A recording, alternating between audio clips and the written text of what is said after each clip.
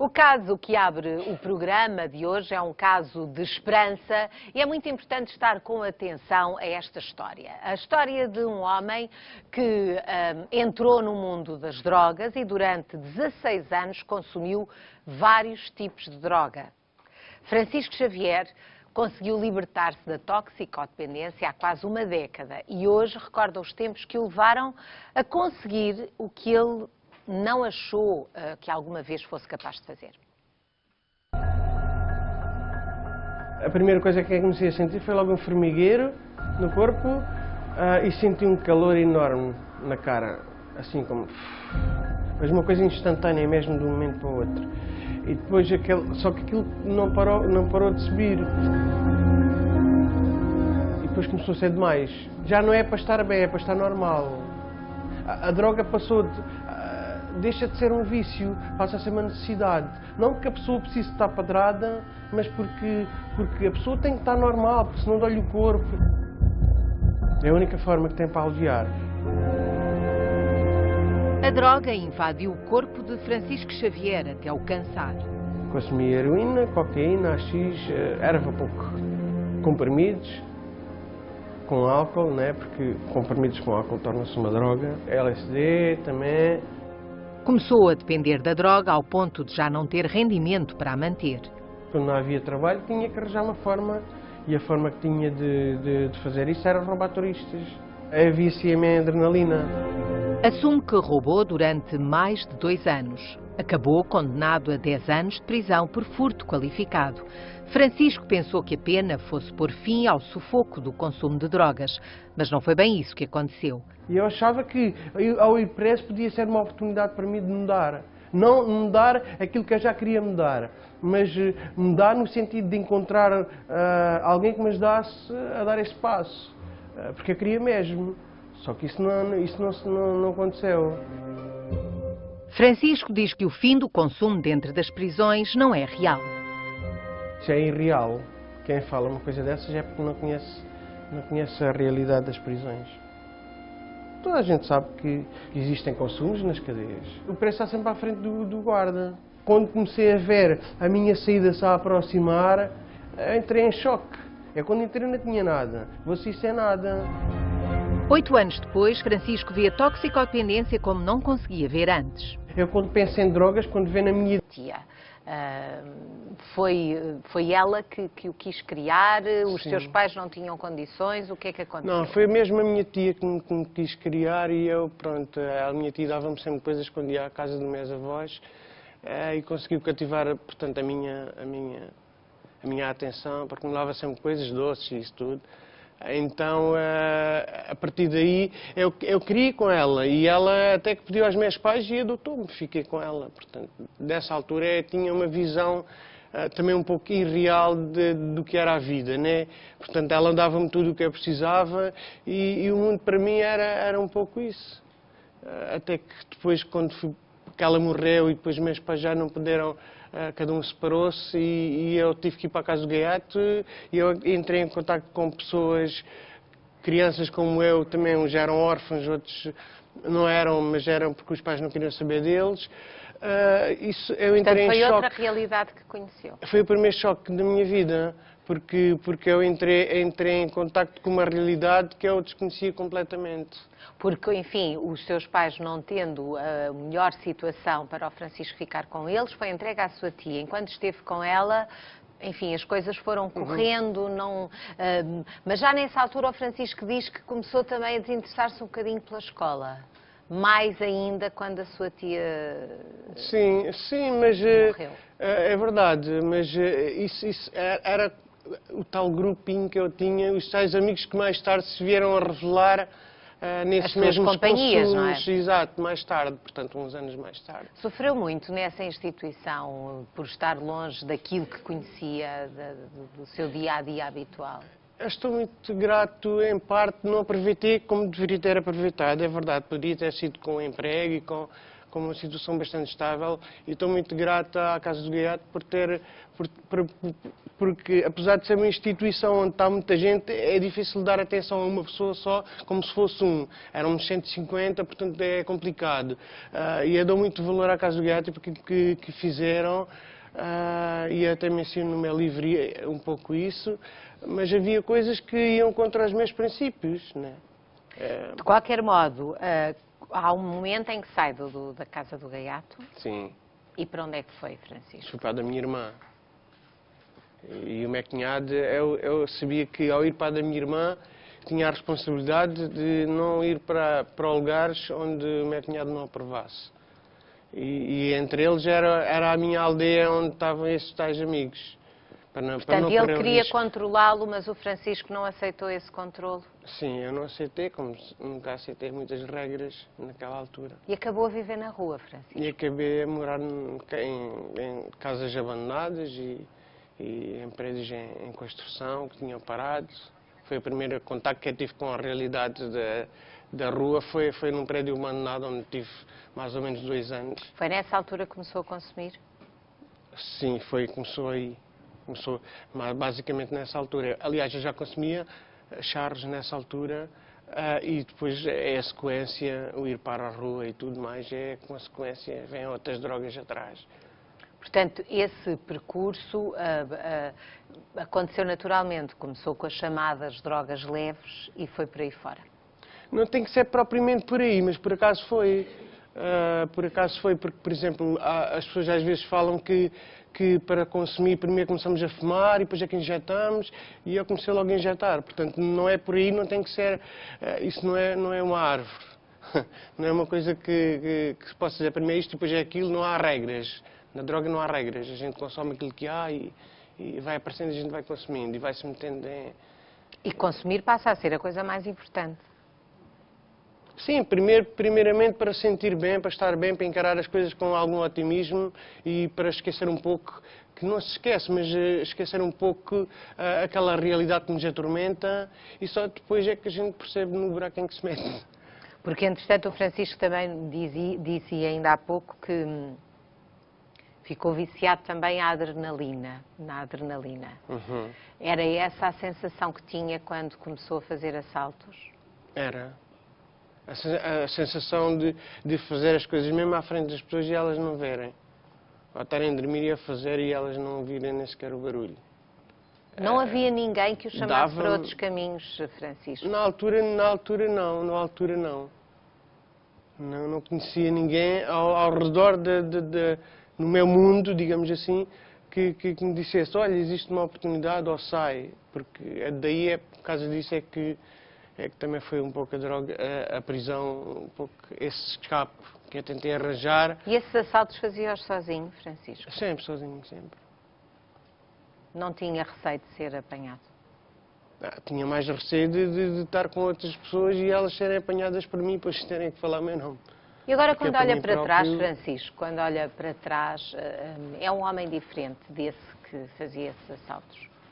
Eu considero-me bastante diferente, porque faço exatamente o oposto, que é tentar ajudar outras pessoas, tentar ser o melhor possível, não porque isso me venha trazer medalhas ou honras à minha vida, mas que me faz sentir bem, porque é isso que me realiza, ajudar outras pessoas. Isso Foi por essa razão também que o Francisco quis contar a sua história num pequeno livro, com a sua experiência. É um bocadinho o relato daquilo que aconteceu quando foi preso. Certo. E diz que na altura do julgamento que sabia que o facto de ter sido apanhado em flagrante determinava ali o seu destino. Hoje acha que foi bom ter sido apanhado em flagrante, Francisco? Eu acho que tudo é bom, se a gente puder usar isso a nosso favor. Toda a nossa experiência, eu, por exemplo, agora o meu sonho é desenvolver uma organização, uma associação, criar uma associação que como efeito, ajuda a pessoas que estão presas e a serviços de apoio a pessoas que estão na rua. Porque e o Francisco acha que hoje em dia pode ajudar outras pessoas. Porque é importante que essa realização que eu sinto dentro de mim, que quero ajudar outras pessoas, que toda a minha experiência vai porque eu não vou fazer isso com base naquilo que vi num livro ou que estudei a vida inteira na escola ou na universidade. Não é uma coisa que eu senti na pele e que eu senti eu quero sair e não consigo, e se alguém me ajudasse, quer ser essa pessoa agora que está do outro lado, que sei que há muita gente que precisa dessa ajuda. E esse livro é um pouco a contar isso. Eu mandei editar 100 livros, 1000 livros, digo, para poder partilhar a sua experiência. E já compartilhei 800 livros, o que já não é muito pouco, né? Mas se pelo menos 800 pessoas leram a sua história, ficaram a saber mais sobre ela e sobre a possibilidade de dar a volta, e é exatamente aí que nós queremos chegar neste momento, porque depois de se ter libertado da toxicodependência, que era uma coisa que o Francisco diz que quis fazer, mas não conseguia, ele entregou-se a uma fé que nunca antes tinha tido. Este novo Francisco que aqui ouvimos a dizer que só pensa em ajudar, é mesmo o mesmo que vai ouvir agora. A fé não só me deu esperança para alcançar aquilo que eu pretendo, mas também me deu... quando peço uma coisa, sei que não estou a pedir para mim e sei que ela vai acontecer porque vai em direção ao outro e não a mim. A fé é a nova dependência de Francisco e a sua nova vontade é ajudar quem agora precisa de uma mão. Uma mão e de um pé. Eles precisam de tudo, do corpo todo e principalmente do coração, que é a parte principal. Sinto vontade de saber o que é que eles precisam. Creio que essa coisa não se aprende nos livros. A gente sentindo na pele, a gente ganha o amor verdadeiro de querer ajudar. Ajudar para Francisco implica deixar ser ajudado. Vontade própria, reconhecer que precisam ser ajudados. Esse é o primeiro passo. Se é aí, ninguém vai. É como puxar um burro. Não dá, ou ele vem ou não vem. E lá, às vezes as pessoas não se deixam ser ajudadas por causa de que há regras. Mas o mundo tem regras, a vida tem regras, a sociedade tem regras. A gente não é tudo como a gente quer, isto não é uma anarquia. É um processo lento e doloroso, não há opções mágicas. Vem para cá que amanhã já está escurado. Isso não funciona assim. O Francisco perdeu muitos amigos? Perdi conhecidos. Amigos não, estão todos vivos. Francisco, depois de ter estado preso durante tanto tempo, a droga ainda o perseguiu cá fora. Sim, porque eu voltei a consumir na mesma. Nunca deixei, por isso é que foram 16 anos. E só depois que entrei para o centro é que deixei mesmo completamente de fumar e de consumir e tudo. Isso não foi um processo imediato? Como é que foi esse chegar à libertação da droga? Como é que costumo dizer no meu livro, é um processo lento e doloroso. Porque é doloroso, Francisco? É doloroso porque há muitas coisas que a gente tem que deixar e é um impacto com nós negarmos a nós próprios para chegarmos a um objetivo. Porque o Francisco foi se iludindo, dizia sempre que era amanhã que começava, arranjou sempre desculpas para não libertar esse pesadelo de si. Não, honestamente não, é que estava mesmo de andar naquilo. Era? Foi até chegar um dia a dizer assim, Ana, já não consigo mais, estou farto, estou cansado, eu não quero. Eu quero sair. E foi aí que tudo fez sentido na minha vida, que foi quando Deus disse assim, olha, Deus, eu não sei se tu existes, mas se tu existes, logo estás-me a ouvir, porque segundo aquilo que eu conheço, que ouço falar, tu consegues nos ouvir. Então, se tu existes mesmo, faz um milagre na minha vida. Dá-me alguém, dá-me pessoas que venham a mim e que me transmitam uma solução, que é preciso de uma solução. E passado uma semana, vieram pessoas falar-me do Café Convívio, que têm relações com o Desafio Jovem, que normalmente é uma filial das igrejas evangélicas e que têm conciliação com o Desafio Jovem, e que me disse, sim, para ti há uma oportunidade. E pessoas que já tinham passado pela mesma situação e diziam-me, olha, agora vês como estou. Eu sou líder do Café Convívio e eu já passei por aí. E eu disse, eu também quero assim. E eram pessoas que não vinham falar de Deus, por isso é que é uma aborrecia da religião, porque muitas pessoas encontravam-me na rua e falavam-me, Deus te ama, e eu dizia assim, olha, nestas condições, todo estragado, como eu estava, naquelas condições... Não sentia esse amor? Onde é que está Deus? Deus deve ter-me esquecido, ou se calhar não me conhece. Né? E então aquelas pessoas foi exatamente o contrário. Elas não me falavam, diziam-me, olha, queres alguma coisa, precisas de comer, toma lá, olha, toma lá para levares para a fábrica. Eu morava numa fábrica abandonada, em Faro. Toma lá que é para levares já à noite para comeres qualquer coisa, ou mesmo de manhã, mesmo sem... e abraçavam. Ou seja, foram pessoas que o acolheram, que o trataram bem. Eu não entendi esse amor. As pessoas abraçavam-me naquelas condições mesmo, amavam-me mesmo. E é como se eu fosse uma pessoa super especial, parece como se fosse um familiar dele. E o Francisco inicialmente não acreditava que isso fosse possível? E depois não, já não acreditava. E depois é que essas pessoas mais tarde dizem, há uma coisa diferente em vocês, o que é que se passa? E aí é que eles me falaram de Jesus. E foi isso é que começou, então, peraí, então, mas este não é aquele da casa do gaiate que falava uma coisa e depois obrigava-nos a ir à missa e aquela coisa toda. Esse Deus não tem nada a ver com este que vocês estão a falar. É esse que eu quero conhecer. E a gente só ama quem conhece, né? E então deu uma oportunidade de ir para o centro, onde tive 14 meses. Como é que foram esses 14 meses? Foi sentindo que ia sendo um homem diferente à medida que o tempo ia passando? Aquilo foi complicado. Eu durante os 6 meses andei ali a partir pedra, que eu não queria saber nada daquilo. O que é isso, partir pedra? Era querer desistir? Partir pedra é fechar a mente para eu achava que só pelo facto de estar lá isso já ia mudar alguma coisa. E, na sem verdade, que fizesse nada assim, por isso? Sem que fizesse nada. Achava que o título de Desafio Jovem já era só por si mesmo já me facilitava a mudança. Mas não é bem assim. A nossa mudança tem que começar por dentro e não por fora. Porque fazer a barba ou isso e vestir a roupa lavada é fácil.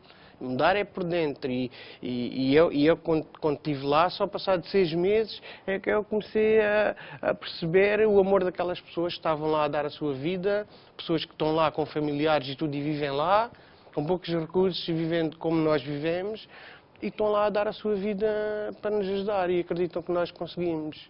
E isso responsabilizou, isso fê-lo não desistir, Francisco? Isso foi uma coisa que me deu na cabeça, e que me disse assim, espera aí, então estás a desperdiçar. Ele dizia assim, isto é tempo perdido. Mas não, tempo perdido é continuar a fechar as portas a uma mudança interior. Não era tempo perdido se eu aproveitasse esse tempo para alguma coisa.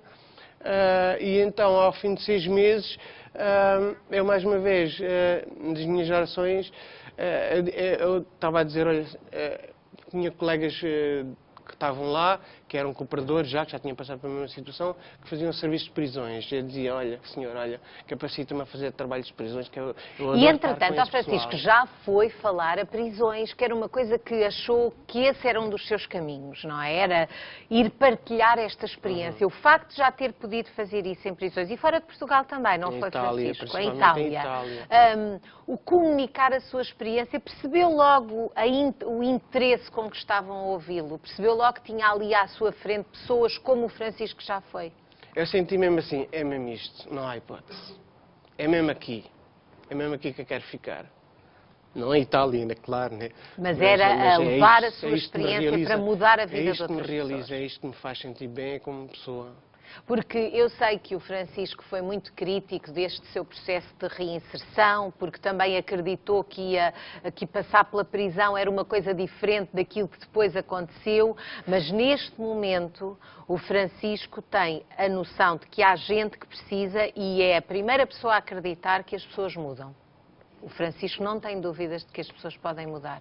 Se elas quiserem, de facto, Primeiro é preciso reconhecer que precisam de ajuda e depois é limitar-se à ajuda que existe. Porque há muitas pessoas que não vão para centros e não vão para lugares para serem ajudados ou porque, eu lá não posso fumar ou porque isto ou porque aquilo. Olha, já ouvi coisas ridículas como tenho lá uma cadela e não posso deixar a cadela. Portanto, há assim coisas às vezes que são um bocadinho, quando se trata da vida de uma pessoa que quer mudar... É confiar em quem quer ajudar. É confiar e aceitar a ajuda que está a ser proposta. E isso é uma das suas grandes mensagens. Obrigada, Francisco. Uma salva de palmas para o nosso convidado.